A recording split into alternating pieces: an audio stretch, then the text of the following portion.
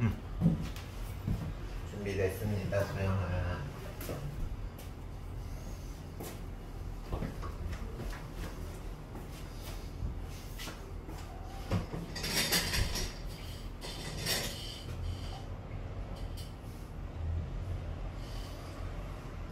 여기를부터 우리가 보시면 볼 건데요.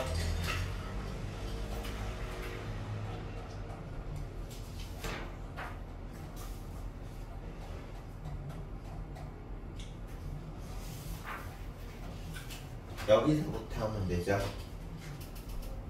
그쵸? 그래서 여기 보면 먼저 선생님이 이 페이지가 소영한 선생님 파일 자료에는 페이지가 안 적혀 있어서 그런데 여기가 너 교재로 몇 페이지야? 270페이지. 270? 그러면 먼저 270부터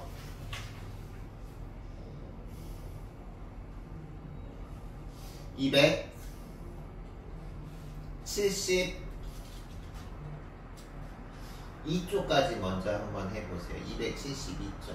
아니 여기가 273쪽이니 뭐냐 누구냐 소영아 여기가 273쪽이니 270부터 273까지 우리가 이제 교과서 그 자기주도학습 같이 우리 수업한 부분에서 다 한 거니까 빠르게 한번 채워보세요. 이번에 할 때는 정확성보다는 좀 속도에 주목해서 해보세요. 그리고 다 했으면 말씀하십시오.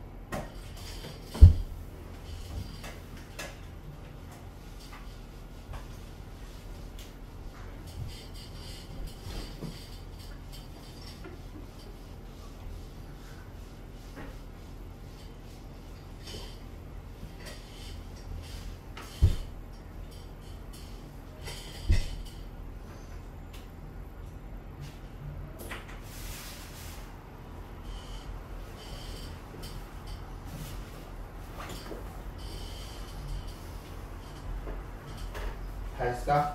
봅시다. 당연히 주장하는 걸 논설문이면서 우리가 주제 속도를 지나치게 주장하지 않은 듯 반성하고 작은 불편을 받아들일 줄 아는 소비자가 되다는 주제가 결론 부분에 나와 있죠. 제목을 의문문으로 제시해서 독자의 호기심을 유발하고 있고 귀납과 연역을 사용했는데 어디가 귀납이고 어디가 연역인지 봐야 되는데 여기 이 부분 먼저 하겠습니다. 우리가 본론 부분에서는 이제 서론에서 과연 속도를 중시하는 게 옳은 걸까라고 의문을 제시하면서 본론에서 각 문단별로 교통사고 많이 난다, 노동시간이 되게 길다, 택배기사들의 수입은 달라지지 않았다. 이거를 지금 개별적인 문제적인 사례를 1, 2, 3 사실 우리가 택배기사들이 겪고 있는 문제점이 이게 다는 아닐 텐데 그 중에서 구체적이고 개별적인 사례를 들어서 이걸 가지고 일반적인 원리를 이끌어내는 게 귀납 논증이라고 했고요. 그리고 결론 부분에서는 연역 논증이 사용됐는데 연역 논증이라는 거는 우리가 대전제, 소전제 결론이 있고 이때 대전제, 소전제 결론에서 사용되는 게 3단 논법이라는 거 아까 1교시 때 얘기했고요. 이때 우리가 대전제가 모든 노동자는 바람직한 환경에서 일할 권리가 있다. 이게 일반적인 원리로서 B는 C다. 그리고 이제 생략 함축된 소전제는 A는 B이다. A는 B이고 B는 C니까 따라서 구체적이고 개별적인 결론은 A는 C이다. 이렇게 된다 그랬죠. 그래서 연역이고 선생님이 연역의 특징은 전제가 참이면 결론이 참이다라는 거 알려줬는데 귀납 같은 경우는 우리가 이 개별 사례에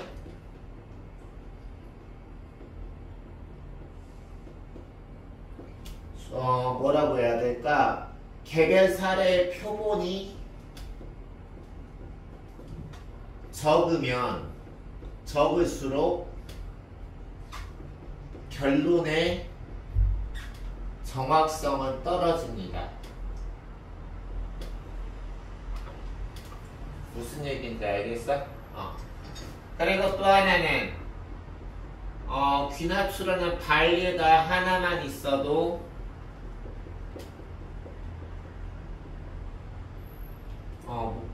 오류인 거예요. 추론이. 알겠어? 예를 들어서 상자에서 첫 번째 귤이 썩었다, 두 번째 귤도 썩었다, 세 번째 귤도 썩었다. 이 상자에 있는 귤은 모두 썩었다. 귀납추론인데 반례. 다시 말해서 이 상자의 귤이 모두 썩었다를 다 반대라고 할 수 있는 예가 하나만 있어도 일반적인 원리는 틀려버린다는 거야. 그래서 특징 알아두시고요. 이거 됐고 택배기사가 처한 열악한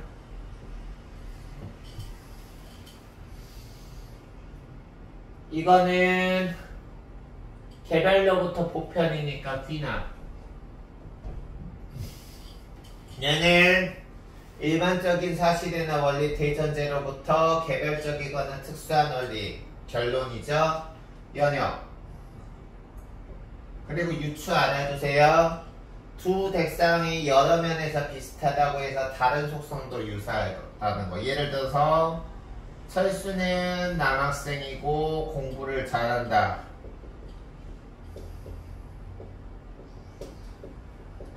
영수도 남학생이다. 따라서 영수도 공부를 잘할 것이다. 이게 대표적으로 어색한 유추죠. 남학생이라는 공통점이 있다는 걸 가지고 다른 것까지 유사할 거라고 하는 거는 맞을 때도 있지만 그렇지 않을 때도 많죠. 그래서 우리가 유추는 귀납에 속하는 겁니다. 이런 거야. 귀납의 벤 다이어그램이 있고 연역의 벤 다이어그램이 있으면 유추는 귀납 안에 들어가는 거야. 알겠어요?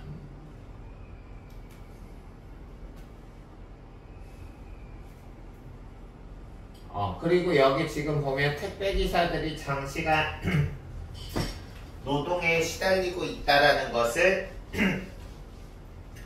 통계 자료를 통해서 객관적으로 보여주고 있고 택배기사들의 수입에 대한 객관적인 수치를 제공했죠. 그치? 이 글에서 주장을 이끌어내는 방법은 무슨 추론이었어요? 여기 유추. 다음, 글쓴이의 경험을 먼저 제시하고 이를 통해서 얻은 깨달음을 덧붙였어. 다음 분석 노트 보자.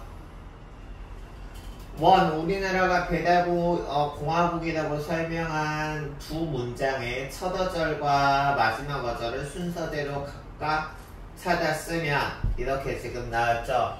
여기서 지금 그 이유 첫 번째가 이거고 두 번째가 이거니까 음식은 배달한다. 사정이 생겨났다 하면 되겠죠? 이가 의미하는 바 이러한 생각은 그 앞에 나온 배달은 무조건 빠른 것이 당연하다. 다시 말해서 빈칸 당연. 다음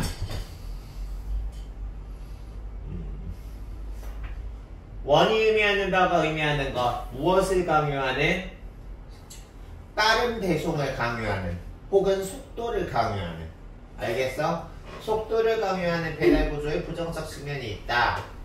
배달 속도가 빨라서 소비자는 편리함을 느끼지만 이에 따른 문제도 발생한다. 이 부분에서 제시한 노동환경을 표로 나타내면 노동환경은 배달 구조적으로 택배 기사들에게 빠른 속도를 강요하고요. 빠른 속도를 요구를 맞추려고 하다 보니까 빨리 배달하려고 과속을 하거나 신호를 어겨서 교통사고가 발생한.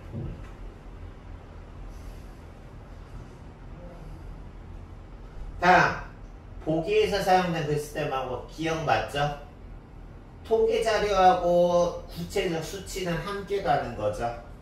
그러니까 기억 디귿 맞고 여기서 뭐 개인의 경험 이 글은 논설문이니까 주관적인 경험 같은 경우는 사용되면 안 돼. 그리고 여기에서 지금 필자의 주장을 반박하는 예상되는 반론이 나온 건 하나도 없죠. 반론이라는 건 필자의 주장을 반박할 수 있는 논증을 반론이라 그래. 근데 여기서는 반론 예상하지 않고 쭉 자신의 견해 얘기했으니까 니은 리을은 잘못됐고 기억 디귿이죠. 다음, 노동환경은 한정된 시간 안에 많은 물건을 배송해야 돼. 그치? 문제점은 배송 시간을 지키려고. 근데 보면은 좋은 택배기사들도 많은데 걔중에 택배기사 보면은 이상한 택배기사들도 있어요. 뭐 세상의 모든 게 다 그렇지만 그러니까 이와 같은 글의 목적은 자신의 주장을 펼쳐서 다른 사람을 설득하는 거겠죠. 설득. 2번부터 4번까지의 구성 목적은 이라고 해서 여기 지금 객관적 통계자를 통해서 주장의 타당성을 높이는 거는 3번이죠. 그래서 기억 맞고요. 각각을 이제 짝짓기구나. 2번 같은 경우는 시간은 한정되어 있고 배달은 할 물건은 많다라는 거는 우리가 택배기사들의 뭐를 하기 위해서 노동환경과 밤늦게까지 일할 수밖에 없는 이유를 제시한 게 2번이죠. 2번은 니은, 3번은 기억, 그리고 4번은 문제점 밝히기. 4번이 디귿이 되겠죠. 다음 본론 3. 글쓴이가 택배기사의 수익과 관련된 수치를 제공하는 것. 우리가 그냥 말로만 택배기사들의 수익은 그대로야 하는 것보다 이런 식으로 얘기를 하면 수치 자료는 우리가 사람들이 정말 그렇구나 설득력이 높아져. 그래서 주장의 신뢰도를 높이기 위해서 혹은 주장의 타당성을 높이기 위해서라고 쓰면 되겠죠. 미안해요. 노동환경과 관련된 문제. 택배 시장이 과열되면서 더 저렴한 가격에 배달하려는 가격 경쟁이 심해진다. 문제 시장. 택배 시장의 규모는 커졌어. 알겠어? 뭐 로젠 택배, 롯데 택배, 뭐 CJ 택배 수는 많아져서 시장은 커졌지만 기사들의 수입은 달라지지 않았다. 실제로 그런 거 같아. 선생님이 택배 기사들 보면 선생님한테 선생님 아무리 예를 들어서 선생님이 누가 나보고 택배 기사 하라 그랬을 때 지금 선생님이 버는 수입보다 2배를 준다 그래도 선생님은 택배 기사는 안 할 것 같아. 왜냐면 내가 직접 주변 지인 중에 택배 기사는 없지만 그분들 움직이시는 거 보면 그냥 진짜 자고 먹고 일하는 거 말고는 할 수 있는 게 없는 것 같아. 난 개인적으로 그렇게 살고 싶진 않아. 그래서 택배 시장의 규모는 커졌다. 다음, 주장의 근거로서 자료를 사용할 때는 유의점은 신뢰할 수 있는 기관이어야 되죠. 어디서 듣도 보도 못한 이상한 기관 끌어다 들이면 안 되고 신뢰할 수 있는 기관에 객관화된 혹은 수치화된 통계 자료를 제시해야 되겠죠. 다음 글의 내용을 정리한 것이다. 보기에 들어갈 말을 알맞은 것을 순서대로 쓰면 이렇게 했는데 빨리 배달하기 위해서 서두르기 때문에 이거는 우리가 본론 1에 나와 있던 거죠. 그래서 교통사고 그리고 얘는 본론이 업무량이 과다하게 많죠. 업무량 혹은 이거는 이제 여기 양이라고 했으니까 노동시간이라고 할 수는 없지만 다시 말해서 업무의 강도가 높으니까 업무량이 과도하게 많다. 세 번째, 규모는 커졌지만 뭐는 그대로다? 수입은 그대로다.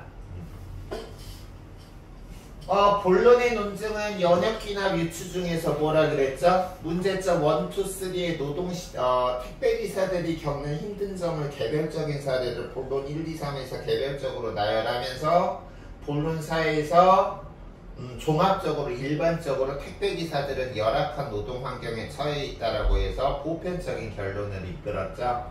그러니까 무슨 법? 귀납?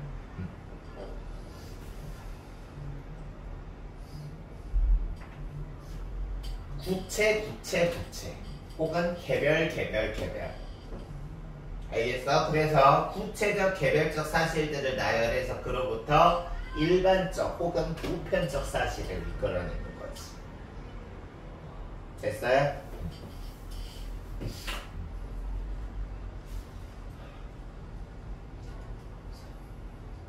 락간을 이용해서 소영이는 추석 연휴 때 뭐해요?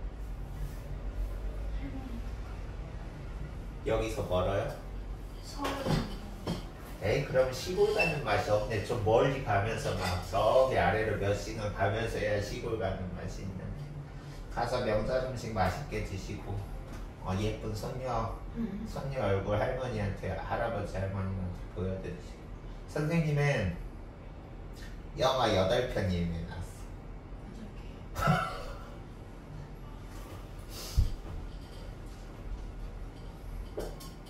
보겠습니다. 마지막.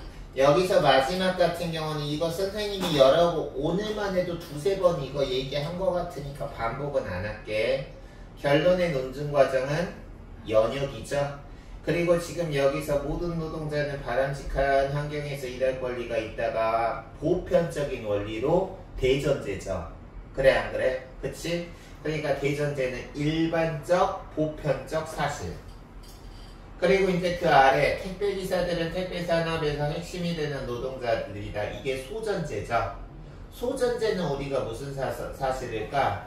우리가 소전제도 일반적인 사실이에요. 알겠어? 근데 시험에서 이걸 물어보진 않아. 연역 논증은 대전제, 소전제 결론으로 이루어져 있는데 대전제가 일반적이고 보편적인 진리고 결론이 구체적이고 개별적인 사실이라는 건 단골로 나오지만 소전제가 뭐 일반적이냐라는 걸 물어보는 문제는 안 나옵니다. 근데 이제 우리가 내용적으로 알아보면 소전제 역시 일반적이고 보편적 사실이고요.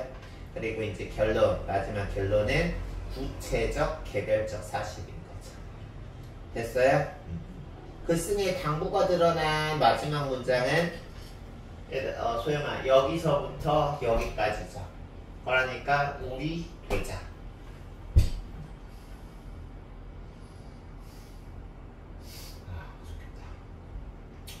서러운 사람들은 배달을 무조건 빠른. 이 문단 교통사고, 3문단 노동, 5문단 열악, 6문단 불편이겠죠. 주장하는 글에 대한 설명으로 맞지 않은 것은 D가 틀렸죠. D가 틀렸고 또 하나 틀린 거 있는데 니은도 틀렸죠. 우리가 본론에서 중심이 되는 주장과 그 근거를 제시하고 결론에서 그 전체의 내용을 종합해야 되지. 지금 니은과 디귿이 서로 바뀌었죠. 알겠어? 니은 디귿. 그러면 그 다음 274쪽이니 274쪽부터 275, 276, 277까지 해보세요. 아니 276까지 해보세요. 276 이옥설은 별개로 하게.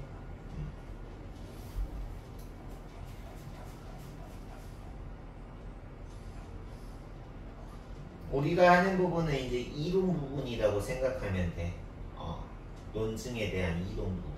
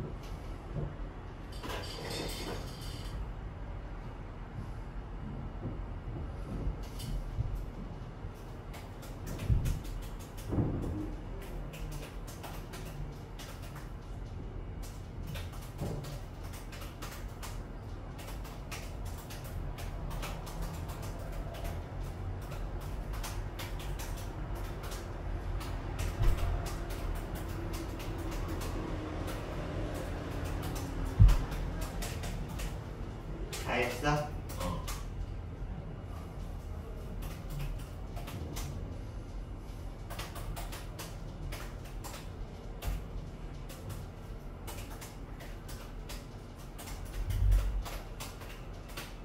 시작해 봅시다.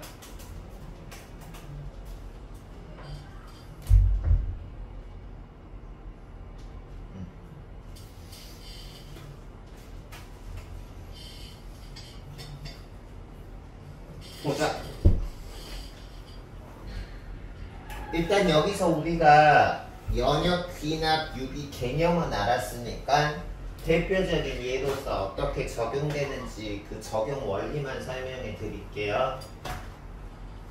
여기서는 지금 보면 70억 넘는 사람들이 있는데 그 중에서 세 사람의 개별적이고 구체적인 사례를 통해서 알겠어? 70억 명 중에 개별적인 세 사례를 통해서 일반적인 원리를 나타낸 거죠. 근데 다시 한번 말했지만 개별적인 사례로부터 보편적인 명제를 이끌 때 이 결론이 성립하지 않는다는 발례가 하나만 있어도 귀납 추론은 무너지는 거고요. 그리고 이 개별적인 사례가 많으면 많을수록 정확성이 높아지고 이 개별적인 사례가 표본이 적으면 정확도는 상대적으로 떨어집니다. 그리고 여기에 봐봐. 대전제 일반적이고 보편적인 사실 B는 A, C다. A는 B다. 소전제 사람은 생물이고 생물은 이래야 되니까 사람은 이래야 된다. 결론. 여기서 일반적인 사실이 대전제, 특수한 사실이 결론이죠. 알겠어? 그래서 우리가 연역 추론은 전제가 참이면 결론은 항상 참인 거야. 다음 유추는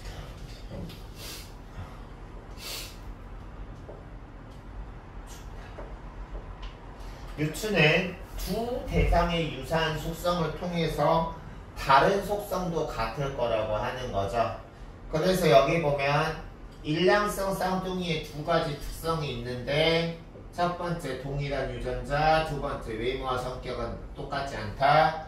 복제인간은 여기 지금 보면 일란성 쌍둥이와 1번의 동일한 특성이 있다고 해서 2번 특성까지 같을 거라고 유추하는 게, 추론하는 게 유추죠. 알겠어? 그리고 유추는 귀납에 속하는 방법이다. 그럼 1번 개별적인 사실로부터 보편적인 명제를 이끌어내는 건 귀납 논증, 일반적인 사실로부터 특수한 사실을 이끌어내는 건 연역 논증. 두 세상의 유사 속성을 근거로 결론을 이끌어내는 것은 유추 혹은 유비추론.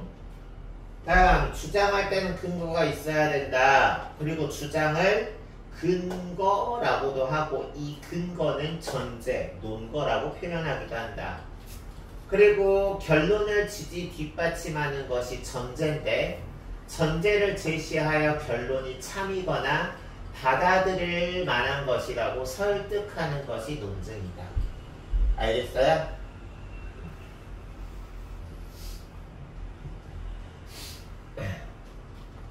이거 지금 귀납 논증의 본문에서 사례 얘기했고요. 우리 순서대로 해봅시다. 맨 위에 고등어 나온 거는 연역 추론이죠.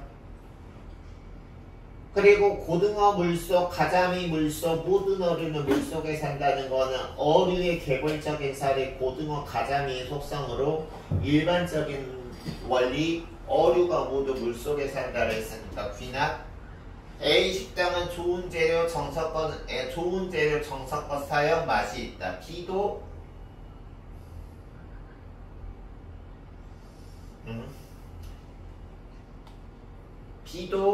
좋은 재료를 사용하고 정석껏 한다.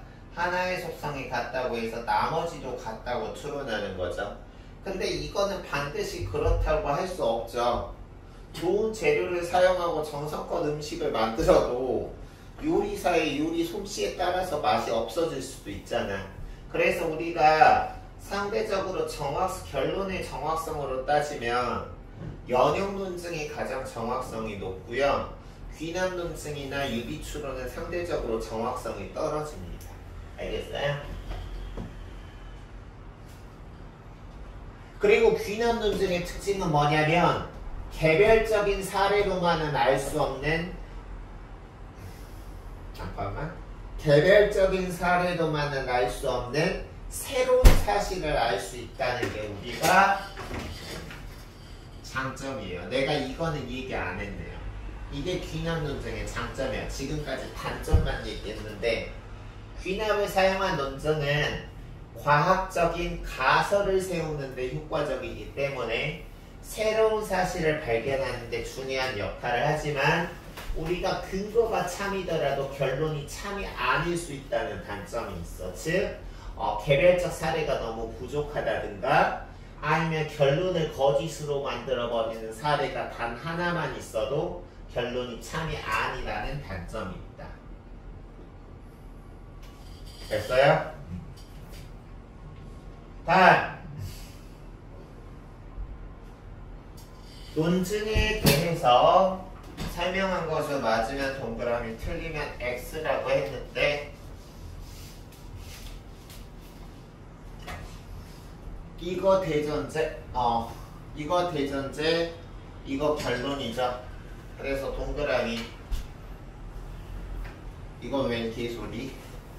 구체적인 사례가 원인이고 보편적인 결론이 해결 방안이 절대 아니죠. X 얘 맞죠?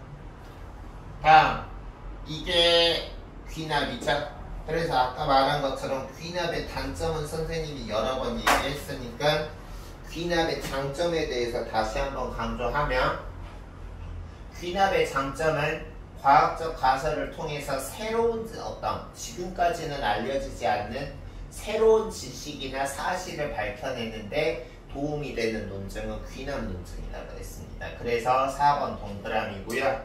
5번 틀렸죠?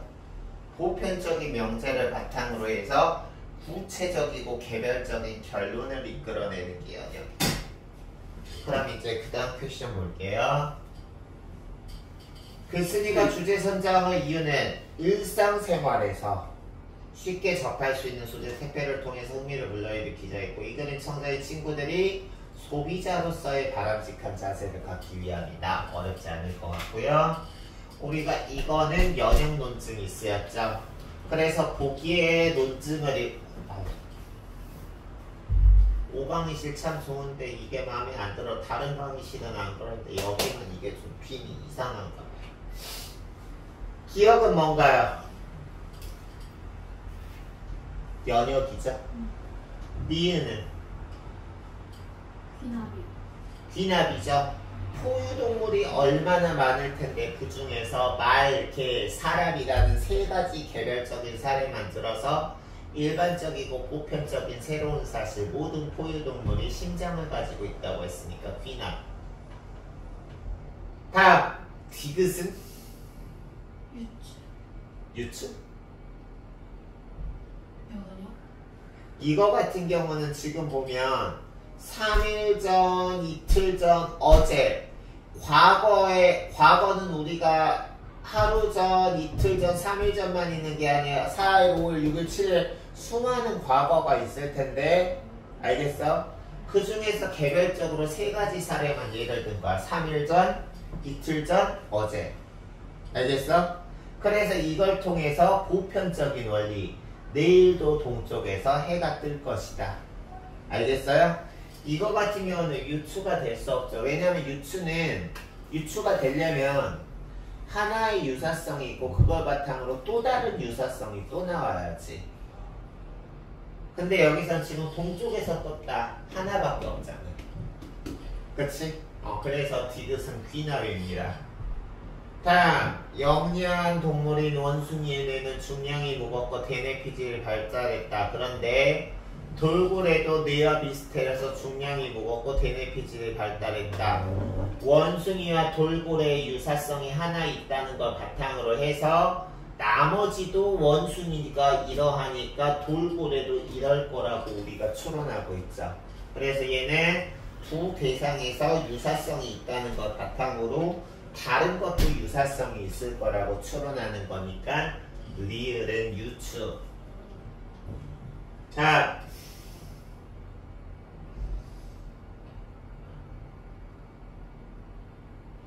비읍은 뭔가요? 유추죠. 여기서 쥐는 쥐는 포유류인데 신약에게 쥐를 투여했을 때 부작용이 일어난다. 근데 사람도 포유류다. 그러면 쥐와 사람이 공통적으로 포유류라는 하나의 유사성을 바탕으로 나머지 하나의 유사성, 신약을 투여했을 때 부작용이 일어났다는 것까지 같다고 추론해버리는 거니까 유추죠. 알겠어? 그래서 비읍은 유추. 됐어요?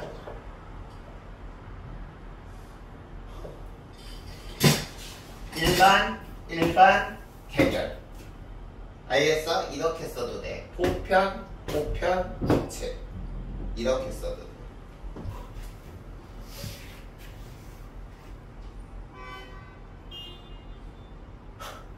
그러므로 어떻게 하면 되겠어? 닭과 빵이 둘 다 곡물이라는 유사성이 있으니까 다른 하나도 유사성이 있을 거라고 추론해야 되니까 그러므로 빵을 먹어도 배가 부를 것이다. 알겠어? 맞지? 근데 실제로 그렇지 않은데 우리가 밥을 먹으면 포만감이 느껴지는데 빵 먹으면 배 금방 꺼지지 않아? 넌 안 그래요? 왠지 소영이는 빵을 좋아할 것 같은 느낌? 무슨 빵 좋아해요? 저요? 저 바게트나 식빵. 선생님은 빵 별로 안 좋아하는데 하나 좋아하는 거 있어요. 깜빠뉴.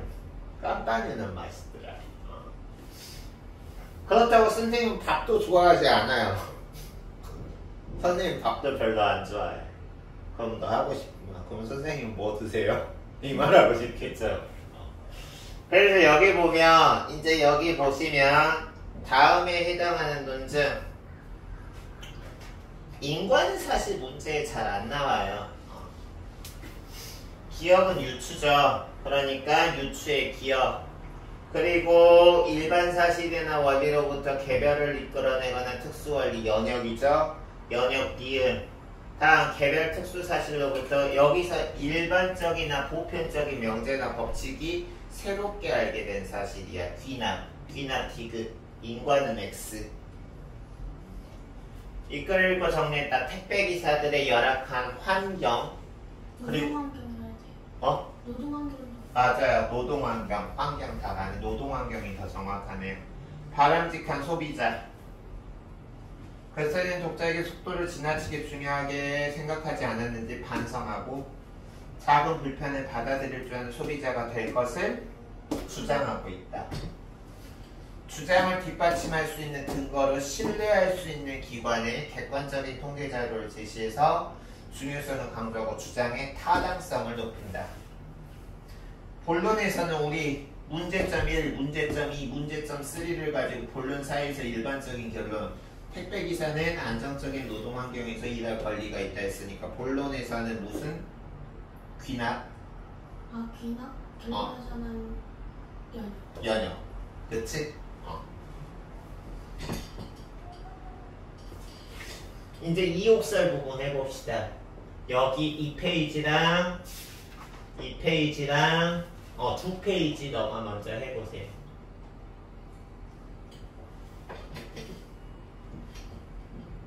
얘 오늘따라 얘 유난히 이러네. 너도 아프니? 너도 몸살 걸렸니? 얼른 하고 계세요.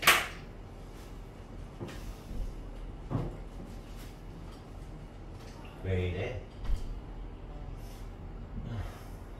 해보세요.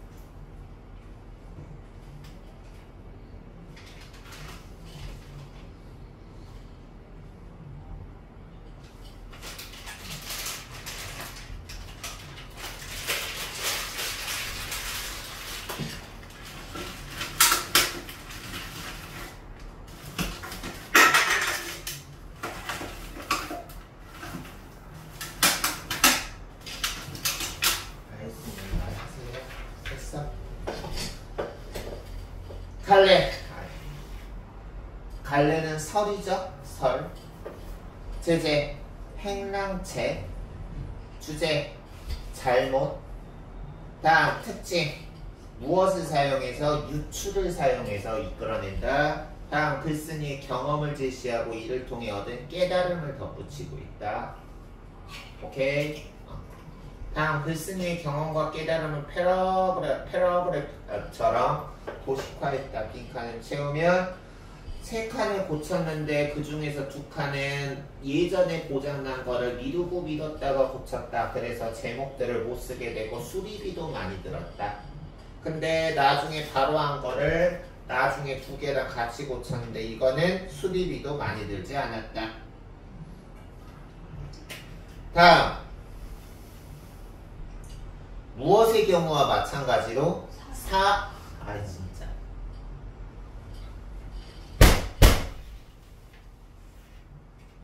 사람의 경우도 마찬가지로 잘못을 알고도 고치지 않으면 나중에 나쁘게 되거나 그 나쁘게 된 것을 나중에 고칠 때도 힘들어지죠. 선생님은 개인적으로 너한테 종종 이제 선생님이 지금 금연한 지 28일째 됐거든?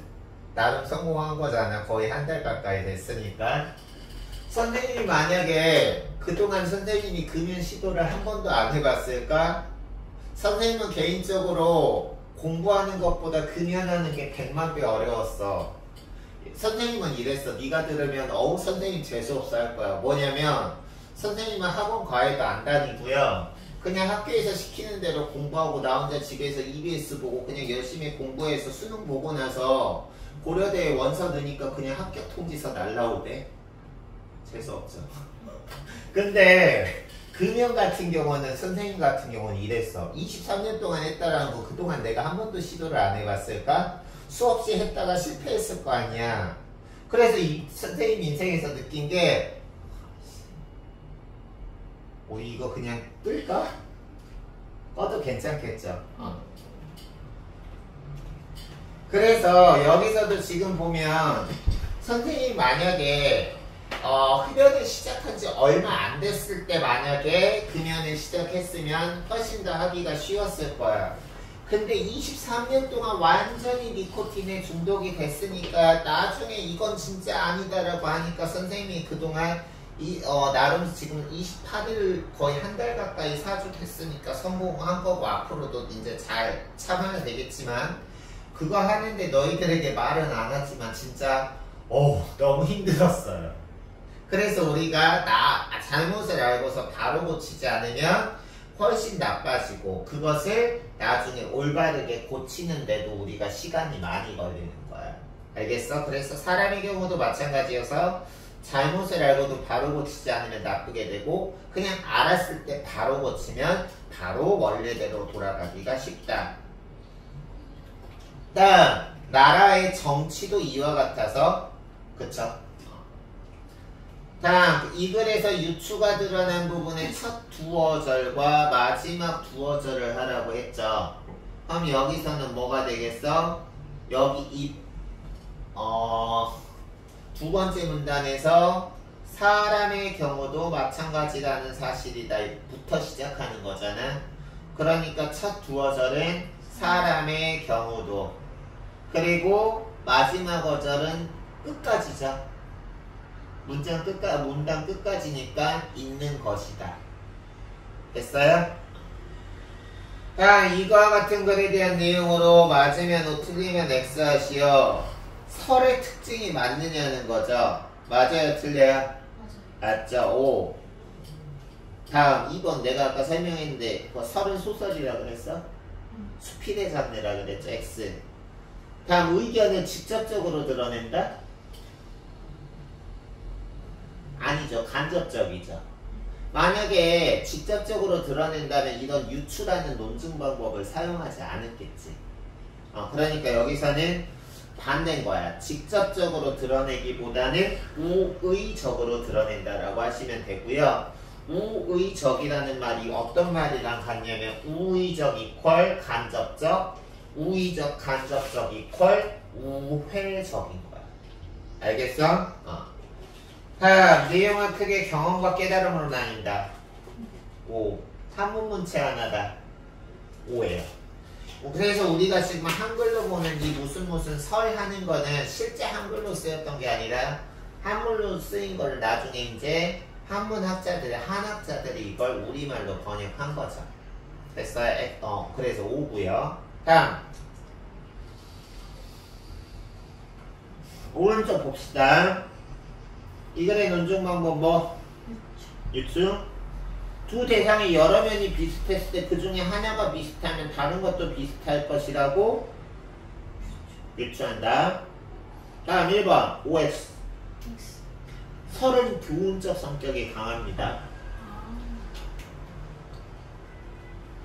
알겠어요? 그러니까 뭐 교훈적 성격과 거리가 먼 글이 아니라 가까운 글이죠. X. 다음 사랑과 OX. 5죠. 다음 3번은 5죠. 4번은 다른 사람의 말을 인용한다. 3번 경험을 먼저 제시하고. 나 지금 4번 얘기한 거야. 경험을 제시하고 깨달음을 나중에 말하는 거 5죠. 4번 다른 사람의 말을 인용한다. X. 5번 현실의 문제에 대한 글쓴이 비판의 시. 여기서 사람들이 잘못을 사람들도 그렇고 정치도 그렇고 알면 바로 고쳐야 된다라는 건 깨달음을 주는 거지, 무슨 사람들이 그렇지 않다고 바로 고치지 않는 사람을 비판하려는 게 아니죠. 만약에 이게 비판의식이 드러난다면 이 글에서는 풍자의 방법이 사용돼서 웃음이 드러나야 될 거야. 근데 그렇지 않잖아. X. 다음 1번은 뭐예요? 연역. 2번은 귀납. 포유류, 수많은 포유류 중에 사자, 원숭이 두 가지 개별적인 사례로 새로운 사실, 보편적인 결론을 이끄니까 귀납. 이거 태국 베트남은 유추죠. 태국 베트남이 강수량과 일조량이 같다는 한 가지 유사성을 바탕으로 태국의 나머지 특성, 벼농사가 잘 되는 게 베트남에게도 적용될 거라고 추론하는 거니까 유추죠. 다음 4번은 귀납. 그치? 5번은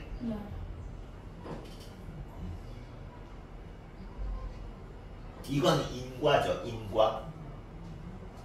근데 이건 인과기 때문에 여기 귀납, 연역, 유추 중에 없는 거잖아. 그래서 X라고 하면 돼요. 굳이 이제 이거 말하면 인과예요. 이건 인과, 원인과 결과. 그렇기 때문에 귀납, 연역, 유추 중에 하나도 해당 안 되니까 X라고 하시면 되고요. 우리 이제 마지막으로 2-2단원 해봅시다.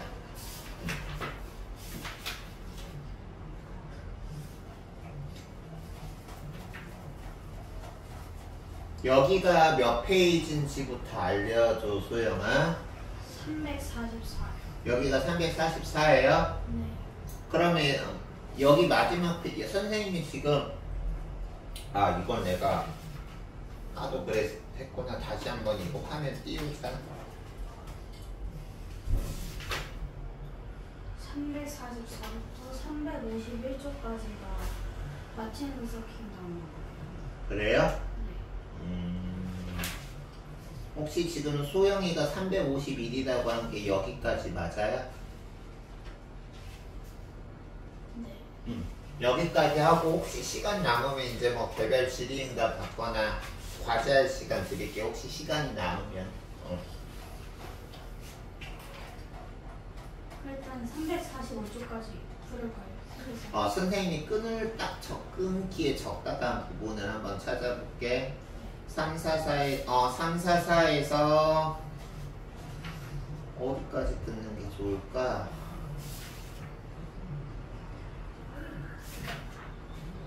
한번 이거 공문 전체를 다 한 번에 하기는 그렇고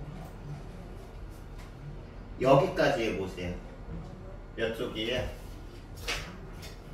347쪽. 거기까지 먼저 해볼게요. 본문 한 절반 정도 되는 거.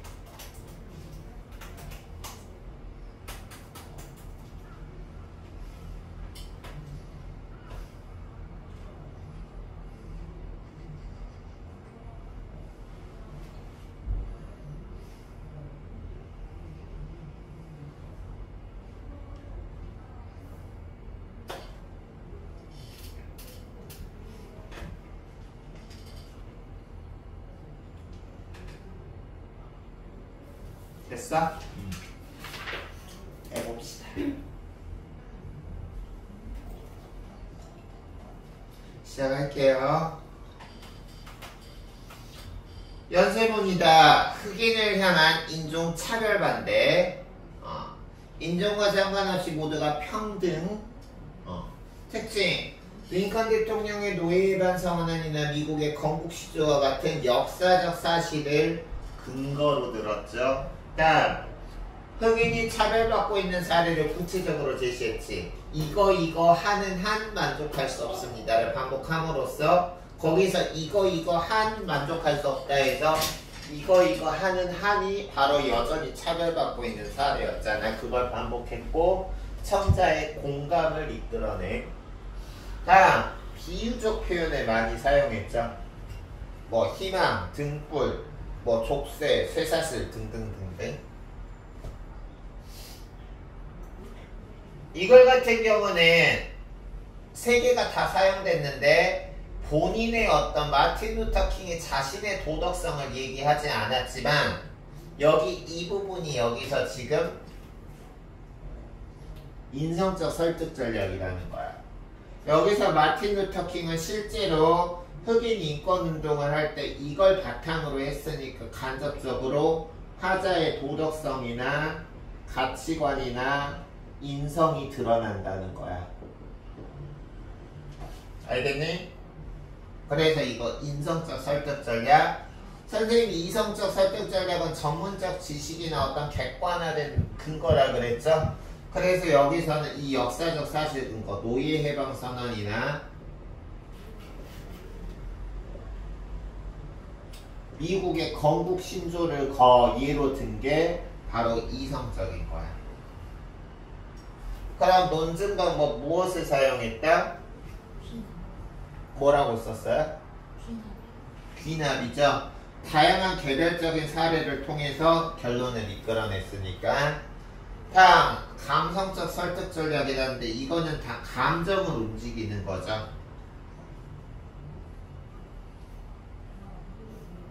그치?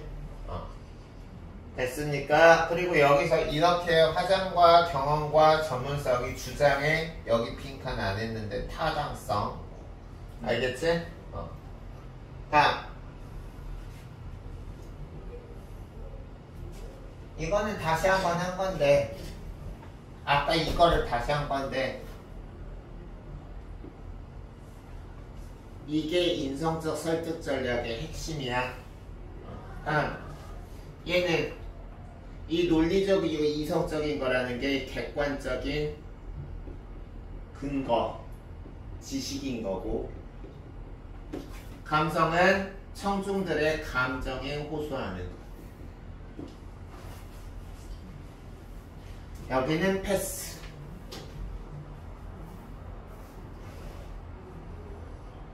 연설의 개념을 정리한 것이다. 빈칸을 채우면 여러 사람 앞에서 자신의 주장이나 생각을 말하는 것으로, 연설은 당연히 인오피셜한 게 아니라 오피셜한 거겠죠? 공식적.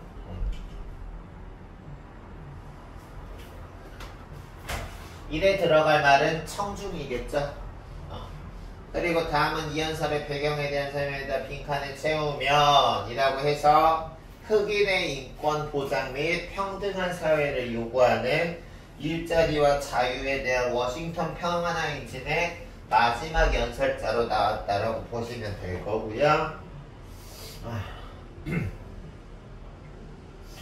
흑인들이 차별받는 상황, 역사적 사실, 이성적 설득 전략이죠. 인성이 아니라 이성적을 통해서 주장의 타당성을 높인다. 흑인도 평등한 대우를 받아야 한다. 2, 3이 공통적으로 가리키는 대상은 노예 해방 선언이죠. 이게 지금 이렇게 비유적인 표현으로 나오고 있죠. 다음은 이 부분의 연설 내용에 관한 설득 전략을 따른 것이다. 우리 이거 아까 했던 거 한번 복습해 봅시다. 역사적인 객관적 사실이니까 이성적.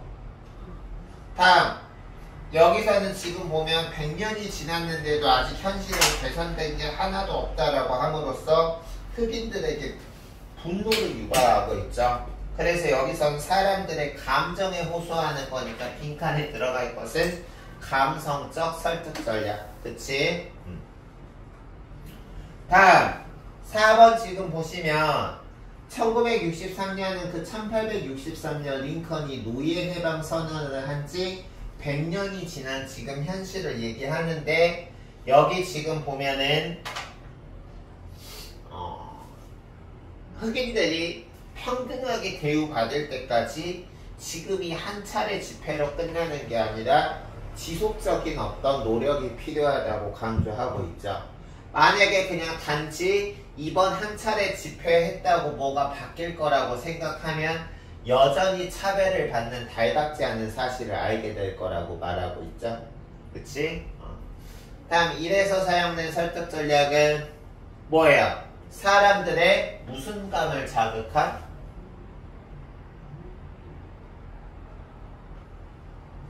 일단 여기서 1번은 감성적 설득 전략일 거야.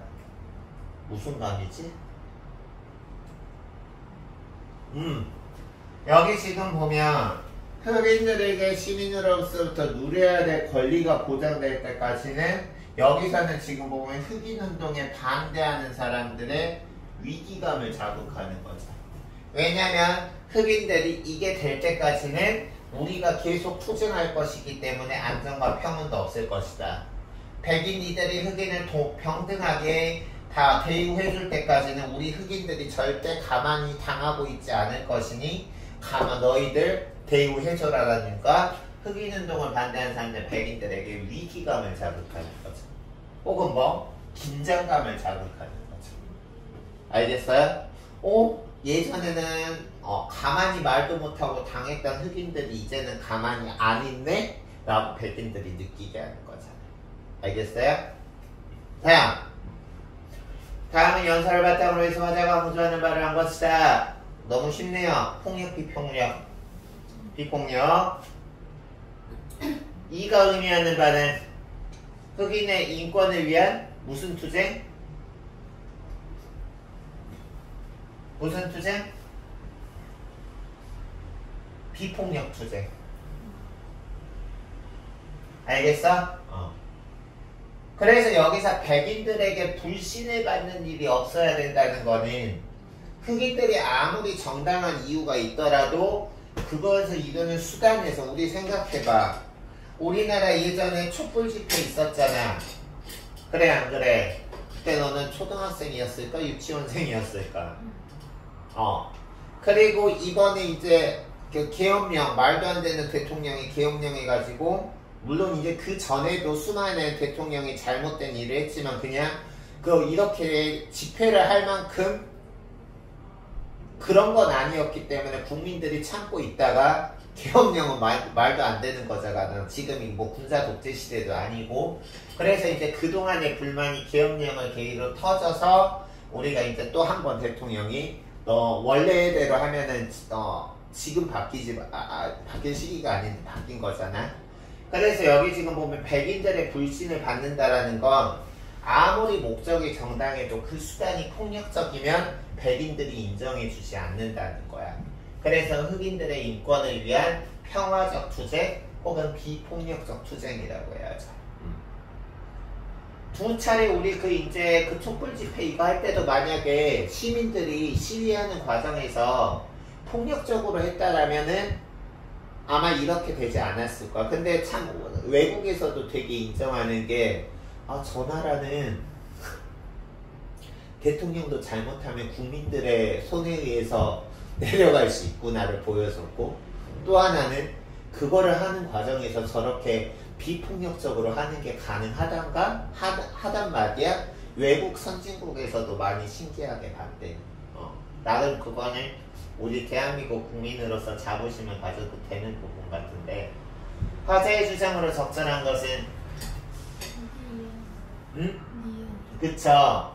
일단 흑인과 백인이 여기서는 마틴 루터 킹은 하나 되기를 원하는 거였고요. 기억에서 이것은 우리가 흑인 인권운동은 흑인만의 문제가 아니라 백인과도 깊은 연관이 있다 그랬죠. 그러니까 적절한 것은 1. 여기서부터 여기가 몇 쪽부터인가요? 이게 347. 여기까지 한 건가 그럼? 네. 봅시다. 그럼 1, 5에서 지금 보면 뭐뭐 하는 한 우리는 만족할 수 없습니다. 뭐뭐 하는 한 우리는 만족할 수 없습니다. 다시 말해서 현재 상태가 지금 마틴 루터 킹이 원하는 상황에 도달했다는 거야, 도달하지 못했다는 거야. 그쵸? 도달 못했다는 거니까 만족하지 않음. 다음 흑인 인권운동을 멈출 수 없음을 청중들에게 호소함, 설득함 이렇게 쓰면 되겠죠. 다음 2번 흑인들이 겪는 차별을 구체적으로 뭐뭐 하는 한, 뭐뭐 하는 한, 뭐뭐 하는 한, 뭐뭐 하는 한에서 구체적으로 지금 제시했잖아. 그래서 이거를 얻을 수 있는 효과는 흑인들이 차별받는 상황을 구체적으로 명확하게 제시해서 공감을 불러일으킬 수 있고요. 차별받는 흑인의 모습에 청중들이 정말 이 흑인 불쌍하다. 그리고 아직도 이렇게 흑인들을 차별한단 말이야 라고 백인들에게 분노를 느끼게 함으로써 주장의 설득력을 높이는 거죠.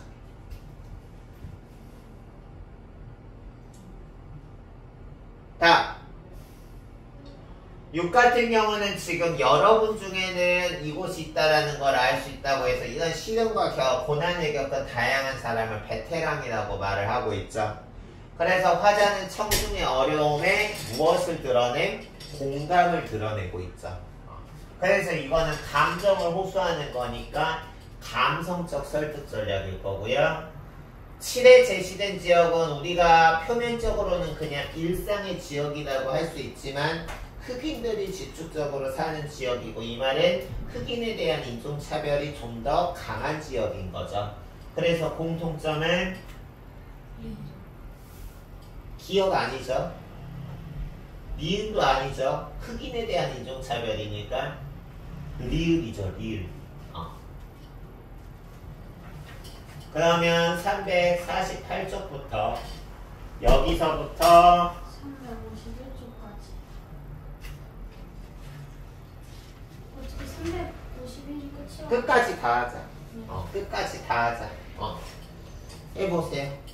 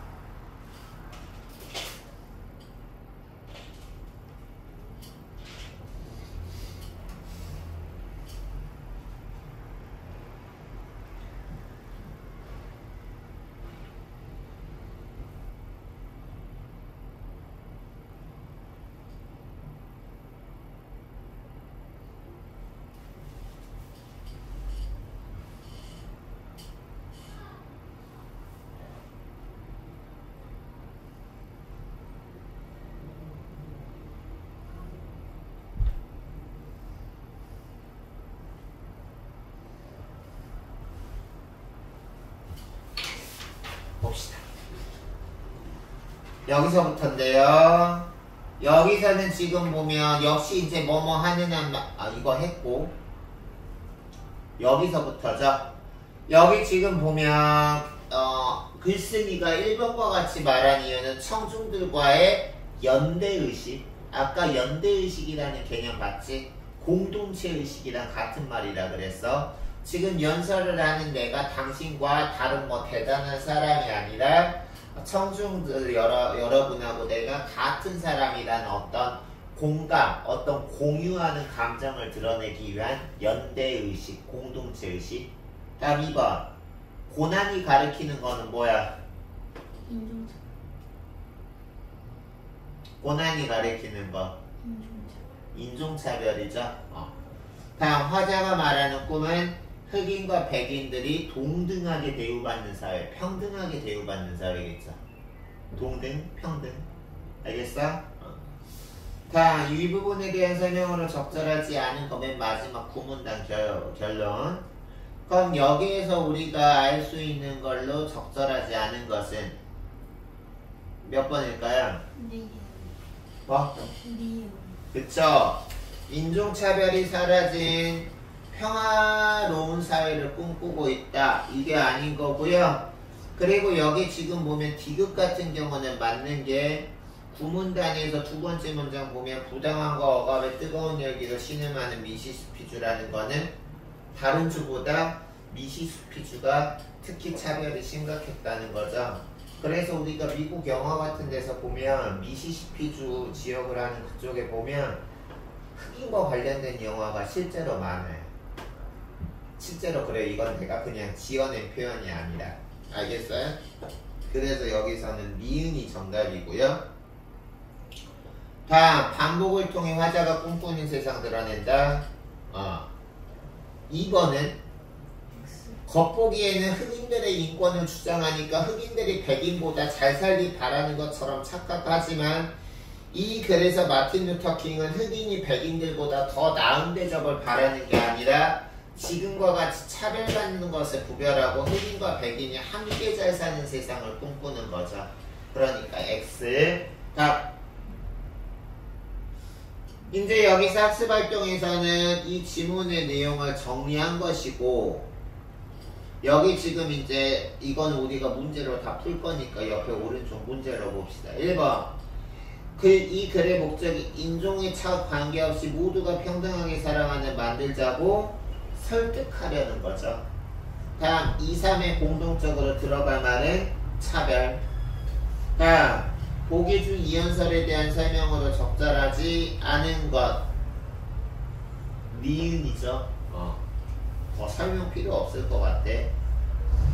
4번, 6번은 어렵진 않지만 우리가 이거 이제 기말고사 때 여기 시험 범위로 들어가면 이거하고 관련해서 무조건 문제 나오니까 알아두세요.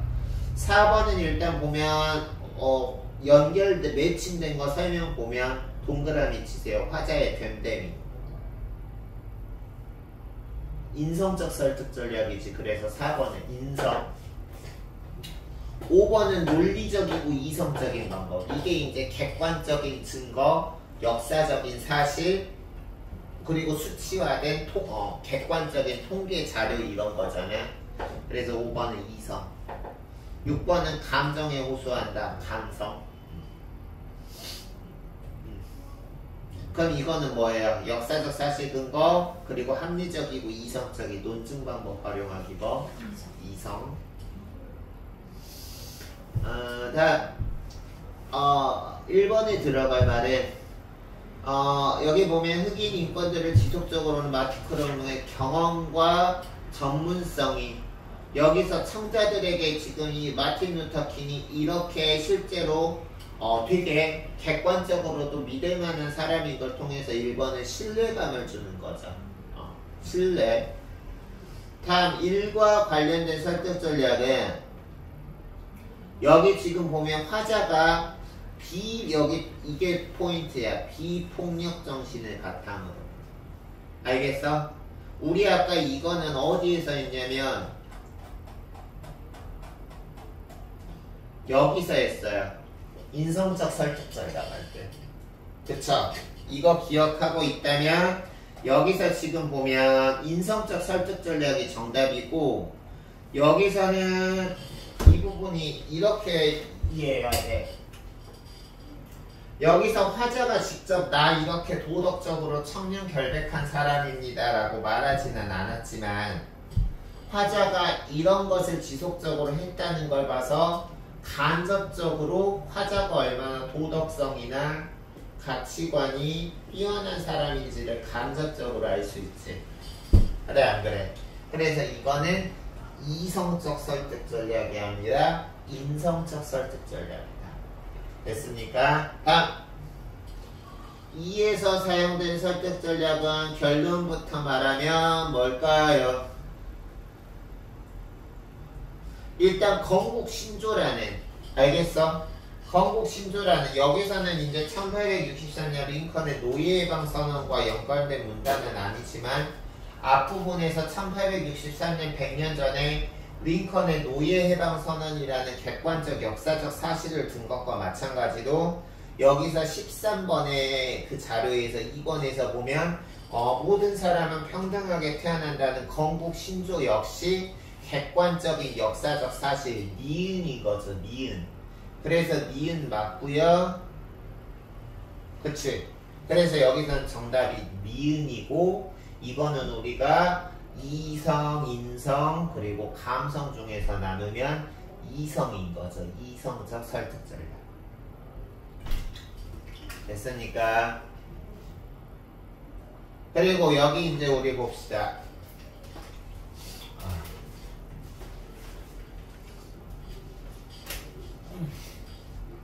여기 보시면 모든 인간은 불평등하게 태어난다. 그리고 흑인도 인간이다. 따라서 흑인도 평등하게 대우받아야 된다. 이건 거죠. 그러니까 2번은 연역인 거죠.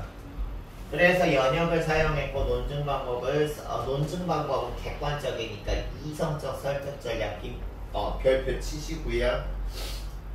다음 3번에 들어갈 말은 나에게는 꿈이 있습니다를 반복해서 이거는 감정에 호소하고 있죠.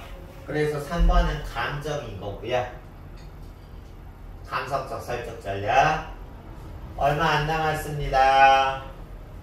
1번에서 이 연설에서 화자는 흑인의 인종차별이 되면 나라의 기반이 흔들린다고 해서 백인들에게 불안감을 자극하고 있죠. 위기가 선생님 잠깐만 10초만 쉬었다 말할게.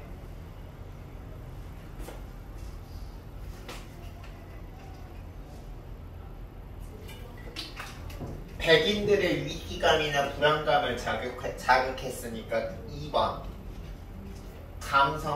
감성적이죠. 됐어요? 감성적.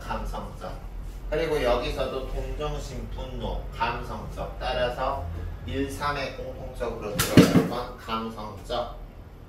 됐나요? 이거 뭐예요? 화자가 말할 주제와 관련된 경험이나 전문성은 논리에 호소하는 거잖아.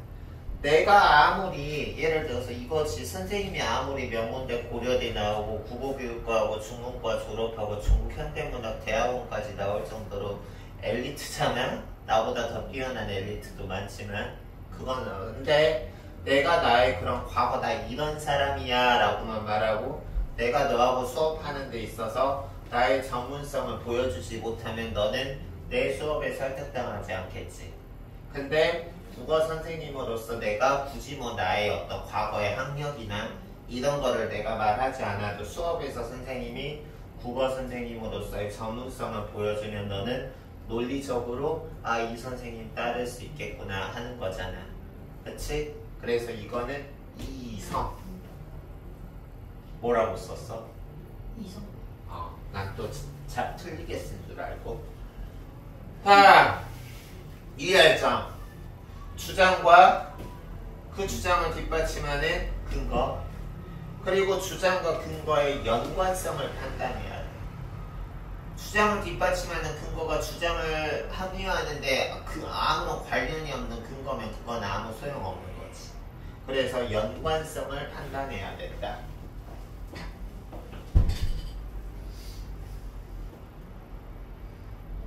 다음 이제 여기 정리해 봅시다. 인성적 설득 전략은 누구? 화자의 품성이나 인격 그리고 메시지 신뢰성. 이성은 화자가 논리적이고 이성적인 방법. 밑줄 써볼까요? 여기서 논리적이고 이성적인 방법에는 논증 방법에 해당할 거고요. 연역, 비납, 유추. 그리고 객관적인 역사적 사실들도 해당할 거고, 그리고 객관화된 통계 자료도 해당하겠죠. 알겠어? 이게 이성. 그래서 자신의 그 주장을 뒷받치는 함. 다음 청중의 감정의 호소함. 됐습니까? 여기까지 됐네요. 고생하셨고요. 일단 시험은 안 보지만, 우리가 시험은 안 보지만 소영이가 선생님이 봐도 그래도 성실하게 잘 수업 듣고 해준 거에 대해서 말은 안 했지만 개인적으로 고맙게 생각하고요. 시간이 지금 좀 남았습니다. 알겠어요? 일단은 다 못했지. 그거 남은 거 문제 보고 아마 국어 시험 안 보더라도 일단 이 얘기부터 하자. 그리고 남은 시간 너 풀면서 질문 있으면 받도록 할게요.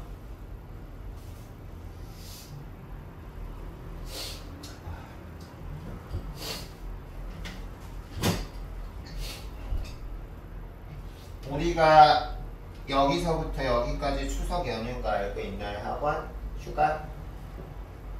아는데 10월 3일 날은 나오는 건데. 3일날 학원에 나온다고? 네. 왜? 저 정규 수업 3일 날로 옮기셔가지고 정규 수업 쌤이 10월 3일에서 9일은 아예 학원이 문을 안 여는데. 9불. 아, 9풀? 여기 9층? 네. 그럼 그건 다르겠다. 거기 9풀은 추석 연휴 휴가가 좀 다르죠? 그런 것 같아요. 다른 걸로 알고 있어. 어쨌든 여기 7층 기파람 같은 경우는 여기서부터 여기까지가 휴가니까 추석 연휴 거기도 아마 거기 9층 9풀도 이 주말은 쉬지 않나? 주말은 쉬어가지고 3일로 옮긴 거예요. 아, 그럼 그거는 그 9층 9풀 선생님이랑 알아서 잘 상의하셔서 가시고요. 여기 선생님이 말하는 건 선생님은 여기 7층에서 근무하니까 여기 7층 9풀 말고 기파랑 얘기하는 거야. 여기 기파랑 같은 경우는 3일부터 9일까지가 이렇게 되고요. 너는 그러면은 정규 기간 때는 여기 7층에서 수업을 안 듣고 9층에서 수업 듣니? 아, 그럼 우리 보는 게 마지막인가? 어쨌든 뭐 알아서 9풀에서 그 선생님이랑 잘 하시고 9풀 커리큘럼에 따라서 이제 잘 안내 받아서 수업도 꾸준히 들으시고요. 알겠지? 그럼 선생님이 특별히 얘기해 줄 게 없네. 너는 9풀이면 거기에서 이미 추석 연휴 내가 그럼 이거 얘기할 필요가 없는 거잖아. 그 추석 연휴 관련해서는 9풀에서 다 안내 받았을 거 아니에요. 그럼 그대로 하시면 되고요. 시험 안 보니까 뭐 시험지 제출 이런 거 얘기할 필요 없고, 다만 너가 그 문제 보관 같은 경우는 복풀하면서 그 문제 보관 같은 경우는 그래도 기말 대비할 때 또 써야 될 거니까 다시 하겠지만 그거는 귀찮아도 한번 다 풀어보세요. 내가 지금 원래는 내신 대비하는 친구는 다 이런 거 여기까지 줬는데 너는 이거는 안 줄 테니까 그거는 그래도 2단원까지 귀찮아도 추석 연휴 때 다 해봐. 알겠지? 그래요. 그럼 남은 기간 동안 그 앞에 일단은 풀어보면서 혹시 이해 안 가는 거 있으면 질문 받도록 하겠습니다. 오케이? 혹시 천재가 여기를 우리 소영이가 이제 수업은 여기지만 혹시 나중에라도 듣게 되는 이 영상을 보게 되는 친구가 있다면 수업은 여기까지고 그 뒤는 개별 질의응답 시간이니까 영상은 여기서 마치겠습니다.